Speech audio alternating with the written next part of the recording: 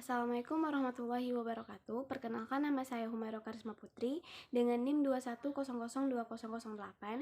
Saya perwakilan dari kelompok 4 mata kuliah pengambilan keputusan. Pada kesempatan kali ini saya akan menjelaskan materi tentang yang pertama adalah teori klasik atau model rasional atau optimizing, dan yang kedua adalah teori atau model satisficing. Langsung saja kita masuk ke materi yang pertama, yaitu teori klasik atau model rasional optimizing. Huskizi dan Buchanan 2001 mengungkapkan pendekatan tradisional untuk memahami pengambilan keputusan setiap orang berbeda-beda berdasarkan pada teori pengambilan keputusan klasik atau model ekonomi rasional.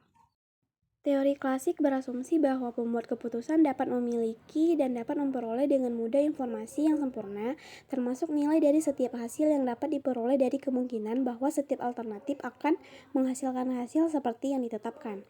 Penganut teori klasik mengenai pengambilan keputusan ini memandang pembuat keputusan itu rasional. Sebagai hasil dari rasionalisasinya itu, membuat keputusan selalu memilih alternatif yang optimal.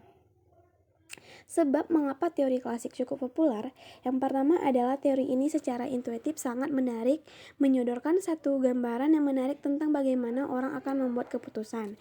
Yang kedua, ketika diformulasikan secara matematis, prinsip memaksimalkan dapat menghasilkan suatu bentuk prediksi, misalnya yang dikembangkan oleh ekonomi mikro modern yang tetap mengandalkan validasi kebenaran teori ini. Yang ketiga, teori ini khusus memberikan pedoman untuk memberikan keputusan mengenai bagaimana meningkatkan kualitas dari keputusan yang dihasilkan. Selanjutnya adalah kelebihan dan kekurangan model optimasi. Yang pertama adalah kelebihan. Dapat memfokuskan diri pada pengumpulan data dan kriteria yang telah ditetapkan. Selanjutnya, dapat mengurangi subjektivitas, yaitu mengambil keputusan berdasarkan opini seseorang. Dan yang terakhir adalah efisien, karena berdasarkan pemilihan alternatif yang terbaik. Sedangkan kekurangannya adalah yang pertama, diasumsikan atau dianggap bahwa ada pengetahuan yang telah dihasilkan. Yang kedua, model ini tidak dinamis, harus mengikuti langkah-langkah terkait. Dan yang terakhir, dimunculkannya sebagai objektif, namun pengambilan keputusan oleh siapapun membutuhkan justifikasi pribadi. Selanjutnya adalah model optimasi, didasar pada berbagai kriteria dan yang menonjol. Di antaranya yang pertama adalah kriteria maksimin, yaitu pembuat keputusan seharusnya memusatkan perhatian pada atribut terlemah yang dimilikinya. Metode ini tidak baik menggunakan informasi yang tersedia. Yang kedua adalah kriteria maksimaks, didasarkan pada asumsi yang optimistis yang mengatakan bahwa keputusan yang diambil akan mendatangkan hasil yang maksimum. Yang ketiga adalah kriteria melewatkan kesempatan, yaitu bertitik tolak dari pandangan bahwa merupakan hal yang alamiah apabila para pengambil keputusan berpikir dan bertindak dalam kerangka dilewatkannya peluang-peluang tertentu. Yang keempat, kriteria probabilitas. Pengambilan keputusan harus menggunakan kriteria kemungkinan diperolehnya hasil tertentu sebagai dasar untuk menjatuhkan pilihan. Yang kelima, kriteria yang nilai materi yang diharapkan. Dalam praktek penggunaannya dimulai dengan penentuan nilai atas hasil yang diperoleh dari setiap alternatif yang dipilih untuk diterapkan. Yang keenam, kriteria manfaat. Terlihat bahwa dengan penggunaan kriteria itu, pengambilan keputusan tidak memperdulikan risiko yang mungkin harus dihadapi apabila pilihan dijatuhkan atas berbagai alternatif yang tersedia.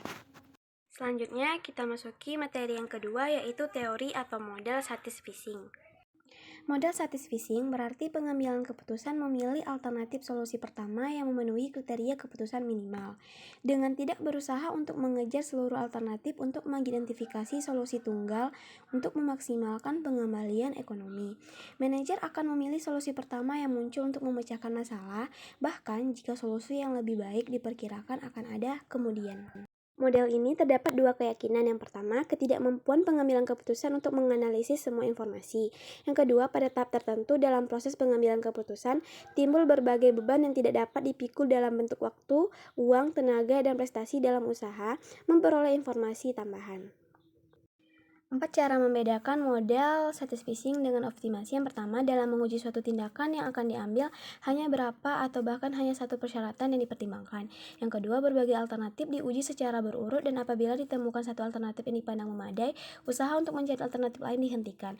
Yang ketiga, secara sadar jumlah alternatif dibatasi dan pengujian terhadap suatu alternatif dilakukan secara acak. Yang keempat, pertimbangan atau menyetujui atau menolak tidak dikaitkan satu sama lain, melainkan diuji secara independen. Yang terakhir adalah macam-macam variasi model statis phishing.